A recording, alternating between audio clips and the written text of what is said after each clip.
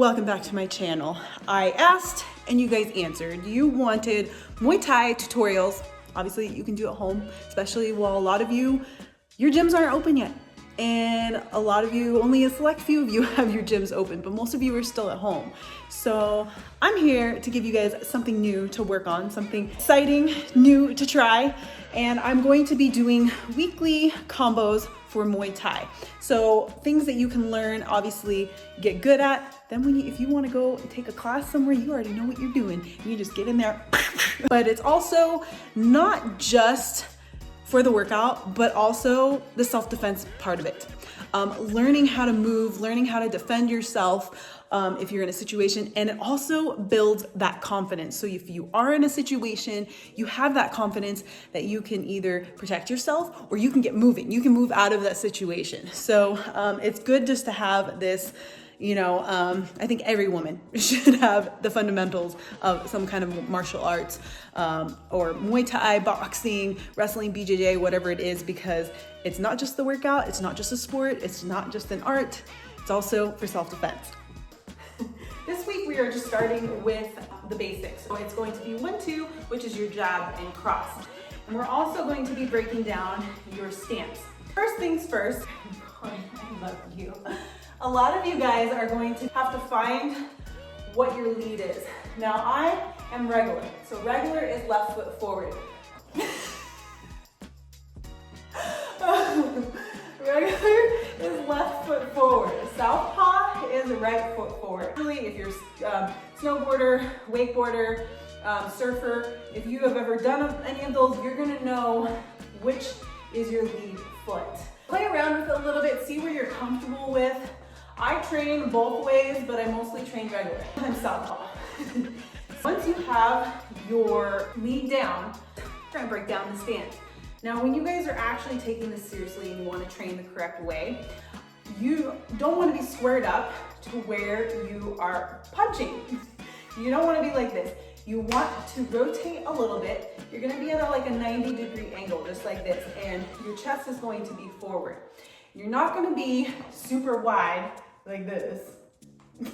You're going to be about shoulder width apart, okay? 90 degrees, and you're not gonna be locking your knees out. You want to be loose. Think of like a spring. Then when you start getting movement into start getting that footwork down, you can really, you're soft. You're not locked up and you're like stiff. You want to be loose. One of the biggest things that I learned when I went to Thailand and also training with my team is you want to be relaxed. The one word I learned was sabai, sabai. It means relax in Thai. And that was the biggest thing that my Thai coaches in Thailand kept telling me, sabai, sabai. So you want to be loose in your legs. And then the next thing is once you get comfortable with this stance, you're not going to be flat-footed, okay? You're going to be actually on your toes a little bit. So you're not going to be leaning into your heels. You're on your toes a little bit. Again, it helps to have that flow so you can start moving around, because if you're flat-footed, you're not going to be as quick on your movements. It's not going to flow.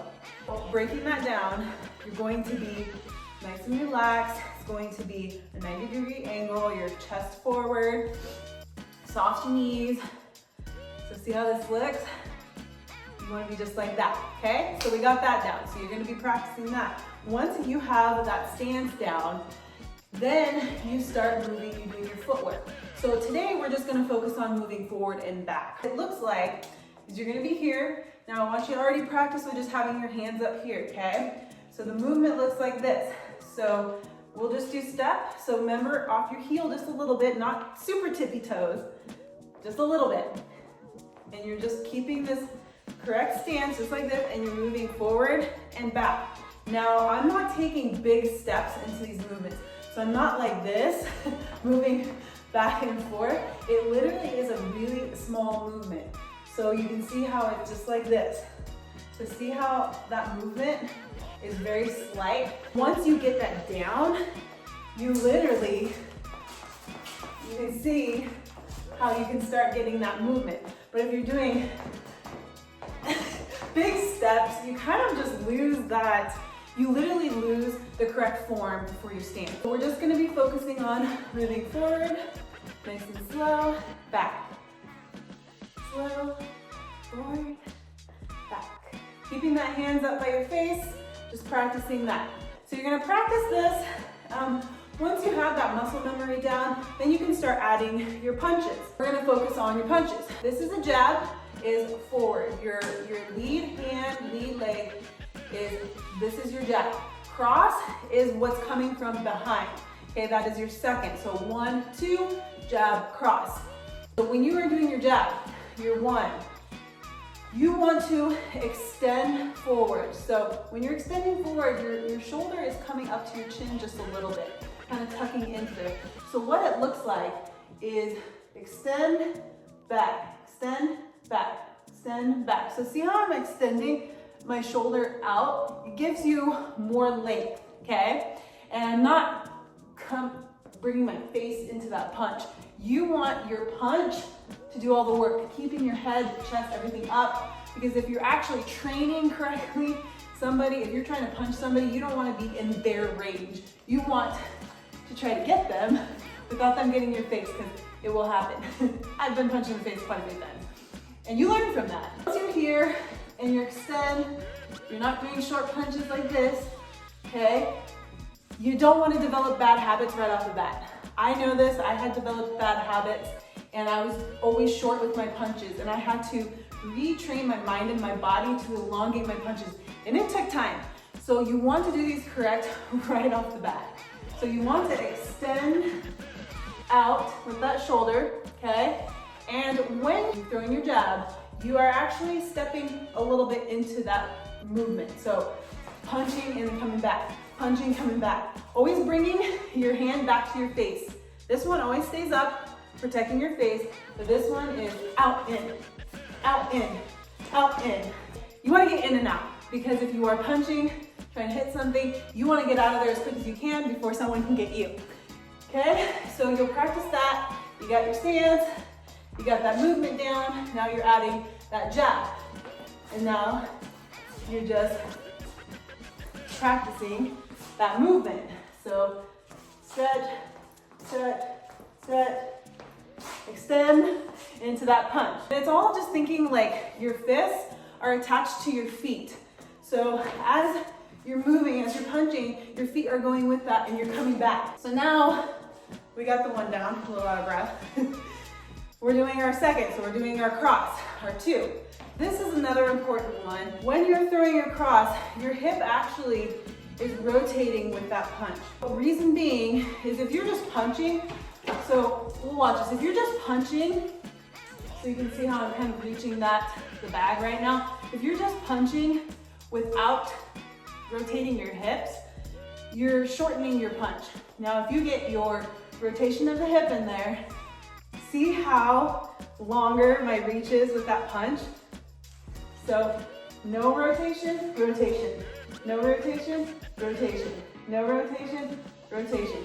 So you can see how it's all technique. It's all the little details and mechanics of your body and how your movements are. Moving that hip, rotating that hip into that punch is going to elongate your punch. Again, protecting you from somebody else punching you in the face. Same thing when you're throwing that punch, you're moving forward slightly. So when you're punching with your jab, you're moving forward. Same thing, it's a very slight movement. You're not fully going into it. So what it looks like is punch, punch.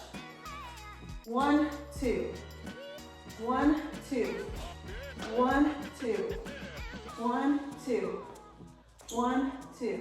See how the movements, the flow. Once you get all those details down in that technique, it just flows together. You're gonna be feeling yourself basically. Once you have all the details down, then you can start adding them in together. So 1, 2, 1, 2, 1, 2, 1, 2. Move back. 1, 2, 1, 2, 1, 2, 1, 2. Move back. So see how you can start getting that down? So we'll do it this way. 1, 2, 1, 2, 1, 2. Back. Hands always up by your face. 1, 2, 1, 2, 1, 2. Back. You're gonna be practicing that. Again, you can break the movements down. Start with just your stance, the movements, keeping your hands up by your face, moving back and forth. Start with just one, then add your two, and then move forward, get back. Forward, get back. Another drill you can do is doing it slower. So 1, 2, 1, 2, 1, 2, 1, 2. Don't have to go as fast as me. Take your time. Learn the technique, break them down, practice them over and over and over. It's repetition, repetition, repetition. Then you're gonna start feeling that muscle memory. It's gonna come naturally to you. My tip 2 is if you have a mirror, if you have something, record yourself, that you can watch yourself so that you know you're doing the correct movements.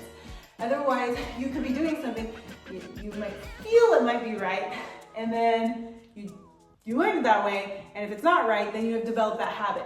So watching yourself, breaking it down, one step at a time. One thing that my coach has always stressed, hands back to your face, in and out, back to your face, back to your face. Don't let them hang out there, don't drop them down, which is a very common, is when we're punching, we start doing this, okay? Well, you want to keep them up. It's actually muscle endurance. You're actually training, it's arm cardio, and it's keeping them up. They're gonna get tired fast. Practice that. I see that a lot when training with people or people just starting out, they start dropping their hands a lot. Again, it becomes habit. You're naturally dropping your hands. You don't even think about it. You start doing it. Then you have to try to break that habit. So start with good habits right off the bat. So that is the first combo of the week, the 1-2 combo, jab cross, and your stance, breaking that down. If you guys like these Muay Thai tutorials, please like the video, so I know that you like it and you want more, and comment too. And I will be seeing you guys next week for combo of the week. So enjoy, practice you guys, and if you start getting good at it and you record it, tag me, share it with me. I want to see your progress. All right, you guys, thanks for tuning in for today's Muay Thai tutorial. See you guys next week. Mwah!